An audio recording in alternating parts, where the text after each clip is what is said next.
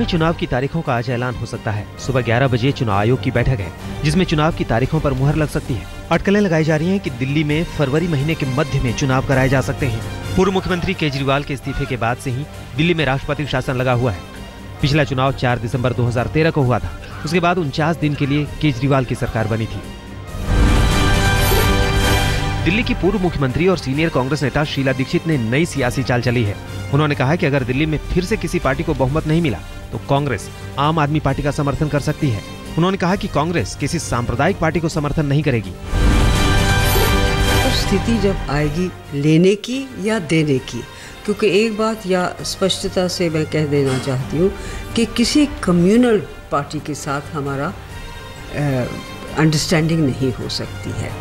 बाकी कितना वो हमसे समर्थन मांगते हैं, हम उनसे मांगेंगे, कौन मांगेगा, किससे मांगेगा, किसके नंबर्स आएंगे, कौन सरकार बनाने की स्थिति में होगा, कौन नहीं होगा, ये चीज़ें चुनाव के बाद ही पता चलेंगे। आज कहना बड़ा मुश्किल है। शीला के बयान पर आम आदमी पार्टी ने कांग्रेस पर तंज कसते हुए कहा कि कांग्रेस ने पहले ही हार मान ली। केजरीवाल ने कहा कि जनता कांग्रेस को वोट ना दे।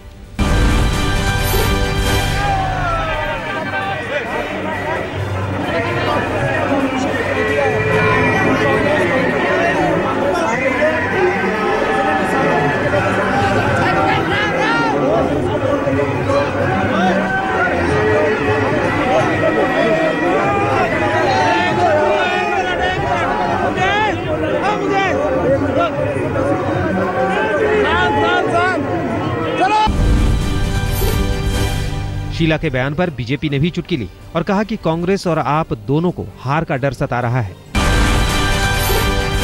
दिल्ली के दंगल में बीजेपी ने नया दांव खेला है। केंद्रीय ऊर्जा मंत्री पीयूष गोयल ने दावा किया कि 2 साल के भीतर दिल्ली में बिजली संकट खत्म हो जाएगा और दिल्ली हो जाएगी इन्वर्टर से मुक्त। उन्होंने हर साल सिर्फ 10 रुपए में 2 LED बल्ब देने का भी वादा किया।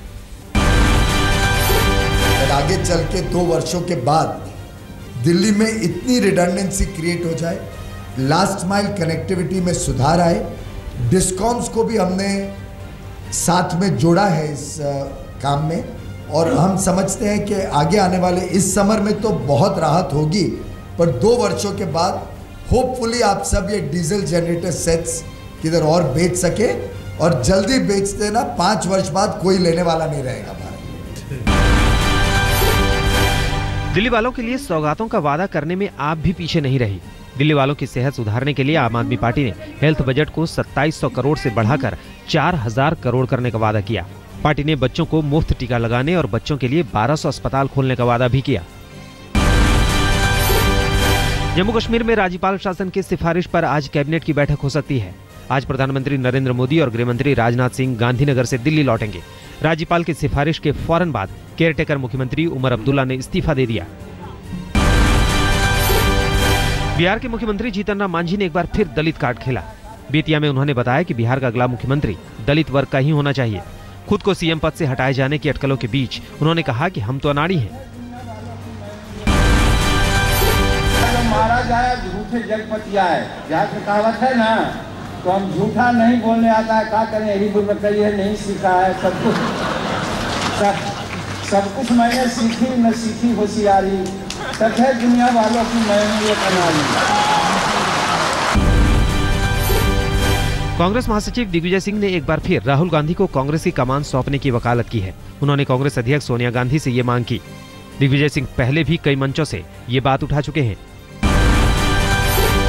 बहुत दिनों से कह रहा हूँ, आज भी इस बात पर कायम हूँ।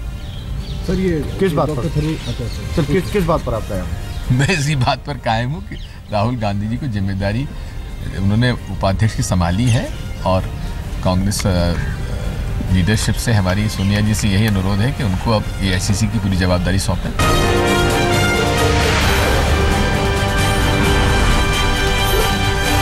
बेंगलुरु पुलिस ने इंडियन मुजाहिदीन के 3 आतंकवादियों को पकड़ा है। बेंगलुरु पुलिस के कमिश्नर MN रेड्डी के मुताबिक सईद, सद्दाम और अब्दुल अपने आकाओं के निर्देश पर काम करते थे। इनकी निशानदेही पर पुलिस ने भटकर और पुलकेशी नगर में छापेमारी कर लैपटॉप और पाइप बम बनाने का सामान बरामद किया है। पुलिस को शक है कि बेंगलुरु ब्लास्ट के पीछे सिमी का हाथ हो सकता है, क्योंकि बेंगलुरु में भी रुड़की की तरह पाइप बम से धमाका हुआ था। आज तक के पास ब्लास्ट में इस्तेमाल बम की एक्सक्लूसिव तस्वीरें हैं। पंजाब की अकाली सरकार ने एक और विवादास्पद कदम उठाया है। सरकार जेल में बंद आतंकवादियों को रिहा करवाना चाहती है जो पंजाब से जुड़ी अलग अलग घटनाओं में शामिल रहे हैं। इसके लिए पंजाब सरकार ने कोशिशें भी शुरू कर दी हैं। पंजाब के उप मुख्यमंत्री सुखबीर सिंह बादल ने इस सिलसिले में देश के गृह मंत्री राजनाथ सिंह से भी मुलाकात की है। माना जा रहा है कि इस मुलाकात के दौरान बादल ने राजनाथ सिंह से आतंकवादियों की जल्द रिहाई की अपील की है। प्रधानमंत्री नरेंद्र मोदी ने प्रवासी भारतीयों से कहा है कि अब देश में ही अवसरों की कमी नहीं होगी, इसलिए नई संभावनाओं के लिए विदेश जाने की जरूरत नहीं पड़ेगी। पीएम मोदी ने प्रवासी भारतीय सम्मेलन के दौरान ही 100 रुपए का सिक्का लॉन्च किया, जो जल्द ही लोगों के हाथ में होगा। बीजेपी सांसद साक्षी महाराज के बाद अब वीएचपी नेता प्रवीण तोगड़िया ने भी एक ऐसा बयान दिया है जिस पर विवाद खड़ा हो गया है। तोगड़िया ने कहा है कि हिंदुओं को 3 बच्चे पैदा करने चाहिए। इसके पहले साक्षी महाराज ने कहा था कि हिंदुओं को कम से कम 4 बच्चे पैदा करने चाहिए। साक्षी महाराज के इस बयान पर विवाद खड़ा हो गया था और बीजेपी ने साक्षी महाराज के बयान से किनारा कर लिया था। अब 5 पैदा करते हैं, 10 पैदा करते हैं। मेरे बजरंगी युवाओं, क्या हम 3 बेटा बेटियां पैदा नहीं कर सकते हैं? क्या बोलो, करना चाहिए नहीं? यूपी के पूर्व मंत्री और बीएसपी नेता हाजी याकूब के खिलाफ मेरठ पुलिस ने मुकदमा दर्ज किया है। ये मुकदमा हाजी याकूब के उस विवादास्पद बयान के बाद दर्ज किया गया है जिसमें उन्होंने पेरिस हमले के बाद 51 करोड़ के इनाम की घोषणा की थी। पुलिस ने मीडिया में छपी खबरों के आधार पर धारा 505 के तहत मामला दर्ज किया है। पुलिस का कहना है कि बयान के बारे में पूरी जांच के बाद आगे की कानूनी कार्रवाई की जाएगी। मुंबई मेट्रो के मुसाफिरों को लगेगा महंगाई का झटका, क्योंकि मुंबई मेट्रो का किराया बढ़ सकता है। बॉम्बे हाई कोर्ट ने MMRDA की उस याचिका को खारिज कर दिया है जिसमें उसने मेट्रो का किराया बढ़ाने पर रोक लगाने की मांग की थी। मुंबई मेट्रो को चलाने वाली रिलायंस की कंपनी किराए का स्लैब 10 से 40 रुपए के बीच करना चाहती है, जिस पर रोक लगाने से हाई कोर्ट ने इनकार कर दिया है। मुंबई की लोकल ट्रेन में भीड़ कम करने के लिए रेल मंत्री सुरेश प्रभु ने सुझाव दिया है। रेल मंत्री ने महाराष्ट्र सरकार से कहा है कि वो अपने दफ्तरों को अलग अलग वक्त पर खोले ताकि मुंबई की लोकल ट्रेन पर एक साथ पीक आवर्स में दबाव न पड़े। रेल मंत्री का मानना है कि अलग अलग वक्त होने से लोकल ट्रेन में एक ही वक्त पर मुसाफिरों की भीड़ से छुटकारा मिल सकता है। यानी 8 बजे से या समझो 7:30 बजे से 9:30 10 बजे तक पूरा लोड ट्रैफिक का उसमें आ जाता है। यदि आप थोड़ा सा टाइमिंग चेंज करते, 2-2 घंटा, 1-1 घंटा, 1.5 घंटा स्टैगर करते हैं, थोड़े से आगे लाते, तो ऑटोमेटिकली जो पीक है वो कम हो जाएगा। संजय दत्त को वापस जेल जाने से फिलहाल राहत मिल गई है। संजय दत्त फरलो की मियाद खत्म होने के बाद सरेंडर करने पुणे की यरवदा जेल पहुंचे थे, लेकिन ऐन वक्त पर महाराष्ट्र के गृह राज्य मंत्री के बयान के बाद उनका जेल जाना टल गया। गृह मंत्री राम शिंदे ने कहा है कि संजय दत्त ने फरलो को 2 हफ्ते बढ़ाने की अर्जी दी है और इस पर कोई फैसला आने तक वो जेल से बाहर रह सकते हैं। संजय दत्त 1993 मुंबई बम ब्लास्ट से जुड़े आर्म्स एक्ट के मामले में 42 महीने की सजा काट रहे हैं। दिल्ली एनसीआर समेत पूरा उत्तर भारत ठंड से कांप रहा है। जनवरी में हड्डियां जमा देने वाली सर्दी ने पूरे उत्तर भारत में जनजीवन को अस्त व्यस्त कर दिया है। दिल्ली में तो ठंड के साथ ही लोगों को कोहरे का कहर भी झेलना पड़ा। हालांकि मौसम विभाग ने पारे में गिरावट की संभावना पहले ही जता दी थी और मौसम विभाग की माने तो आने वाले दिनों में भी ठंड से राहत नहीं मिलेगी, क्योंकि इस ठंड का कनेक्शन पहाड़ों पर हो रही जबरदस्त बर्फबारी से है।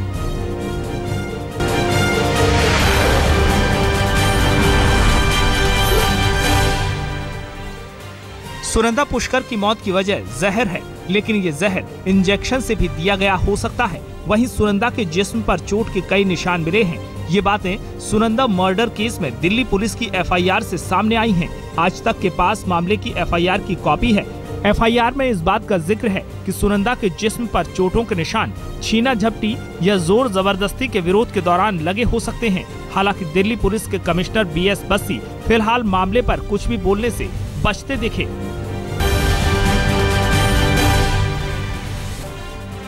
सीसीटीवी कैमरे की ये तस्वीरें एक खौफनाक हत्याकांड की हैं। हत्या पुणे के वारजी मालवाड़ी में सचिन शिंदे नाम के युवक की हुई थी। सीसीटीवी में सचिन शिंदे को कुछ युवक गोली मारते हुए साफ दिखाई दे रहे हैं। 3 राउंड गोली चलाने के बाद तेज धार हथियार से भी सचिन पर वार किया गया। मामले में एक युवक को गिरफ्तार किया गया है। माना जा रहा है कि मामला सचिन के परिवार की मर्जी के खिलाफ प्रेम विवाह करने से जुड़ा हुआ है।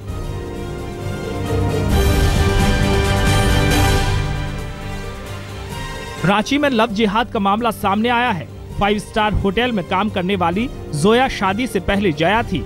दानिश अनवर नाम के एक युवक ने जया से प्रेम विवाह हिंदू रीति रिवाज के मुताबिक किया, लेकिन शादी के बाद उसे मारने पीटने के अलावा तरह तरह की यातनाएं देकर उसे जबरन धर्म परिवर्तन करने पर मजबूर किया गया। शादी के 8 साल बाद पति ने जोया को छोड़ दिया। जोया ने महिला थाने में दानिश अनवर के खिलाफ मामला दर्ज करवा दिया है। उन लोगों ने कहा कि अगर तुमको इसके साथ रहना है तो तुमको निकाह करना पड़ेगा। तो अब जब हम सब कुछ छोड़ चुके थे, मेरे पास और कोई चारा नहीं बचा था, तो आप इसको जबरन बोलिए या कुछ भी करिए बोलिए, हमको साइन करना पड़ा। उसके बाद इन लोग ये भी प्रेशर बनाए कि नहीं अब तुमको खाना भी पड़ेगा और बनाना भी पड़ेगा। हम बोले इतना बड़ा कुर्बानी हम दे दिए, इससे ज़्यादा बड़ा कुर्बानी हम और नहीं दे सकते। दिल्ली से सटे गुड़गांव में अपराधियों के हौसले कितने बुलंद हैं, इसकी बानगी गुरुवार को उस वक्त देखने को मिली जब रूटीन चेकिंग के लिए रोके जाने पर बदमाशों ने पुलिस के 2 सिपाहियों की पिटाई कर दी। बदमाशों ने अपनी स्कॉर्पियो गाड़ी में डालकर एक पुलिस वाले को बुरी तरह पीटा। दोनों घायल पुलिस वाले गुड़गांव के सिविल अस्पताल में भर्ती हैं और पुलिस को बदमाशों की तलाश है। पुलिस ने 5 लोगों के खिलाफ अलग अलग धाराओं के तहत मामला दर्ज कर लिया है। ऐसे हमने उनसे पूछा, सर आप कहाँ से आ रहे हो और आप ट्रिपल क्यों बैठे हो, तो उसके हमने उनको रुकवा के कागज देखने की कोशिश की। उन्होंने कहा कि नहीं दिखाते, जो करना है कर लो। चाबी नहीं दी, फिर वो मॉल में चले गए। राजस्थान के चूरू जिले के सादुलपुर में state bank of Bikaner and Jaipur के 2 ATM तोड़कर बदमाश 32 लाख रुपए लूटकर फरार हो गए। बेखौफ बदमाशों ने पहले ATM से मशीन को निकाला और पास के एक स्कूल के मैदान में ले गए। वहां आराम से मशीन से पैसों को निकाला और मशीन छोड़कर फरार हो गए। घटना की खबर बैंक के गार्ड ने पुलिस और बैंक को दी।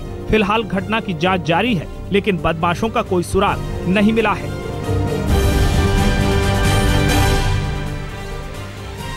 छत्तीसगढ़ के भिलाई में सरकारी अस्पताल में भर्ती एक छात्रा के साथ डॉक्टर और 2 पुलिसकर्मियों ने गैंगरेप किया। रेप के इन तीनों आरोपियों ने मोबाइल में छात्रा की ब्लू फिल्म बनाई और 6 महीने तक उसे ब्लैकमेल करते रहे।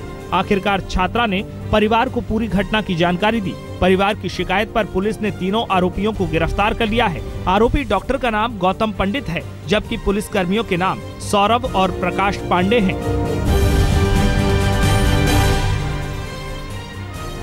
मुंबई पुलिस ने घाटकोपर के मणिरत्न ज्वेलर में 1,13,40,000 के जेवरों की चोरी का मामला सुलझा लिया है। चोर को कर्नाटक से गिरफ्तार किया गया। उमेश सोलंकी नाम के इस चोर पर पहले भी चोरी और रेप के मामले दर्ज हैं। सोने की बड़ी चोरियां करने के बाद ये सोने को पहले खुद पिघलाता था, जिसके लिए इसने बाकायदा एक मशीन खरीदी हुई थी। चोरी के पैसों को ये चोर बार गर्ल्स पर उड़ाता था।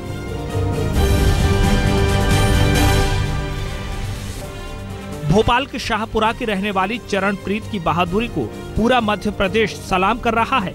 चरणप्रीत ने तलवार हाथ में लेकर अकेले ही घर में घुसने की कोशिश कर रहे लुटेरों को खदेड़ दिया। रात के करीब 3 बजे चरणप्रीत पढ़ाई कर रही थी। उसी वक्त घर के बाहर आहट सुनकर वो होशियार हो गई और तलवार हाथ में लेकर लुटेरों को खदेड़ने निकल पड़ी। घबराकर लुटेरे अपनी रॉड और पत्थर छोड़कर फरार हो गए। राज्य के गृह मंत्री बाबूलाल गौर ने चरणप्रीत के घर पहुंचकर उसकी हौसला अफजाई की। चरणप्रीति ने और एक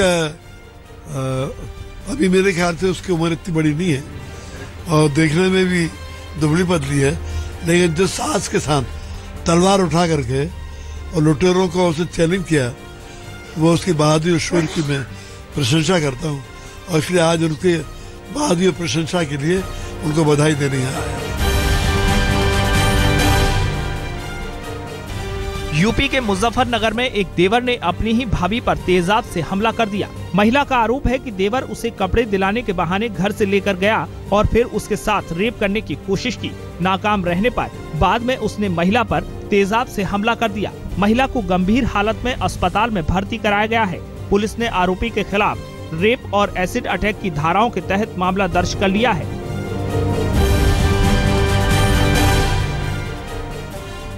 दिल्ली के जैतपुर में एक युवक के कटे हुए हाथ और पैर मिलने से सनसनी फैल गई। खेलते हुए बच्चों को अचानक शरीर के हिस्से दिखाई दिए। पुलिस को मामले की जानकारी दी गई, जिसके बाद पुलिस ने हाथ और पैर को कब्जे में लेकर जांच शुरू कर दी है। लेकिन ना तो शरीर के बाकी हिस्सों का पता चला है और ना ही ये पता चला है कि आखिर ये शव किसका है।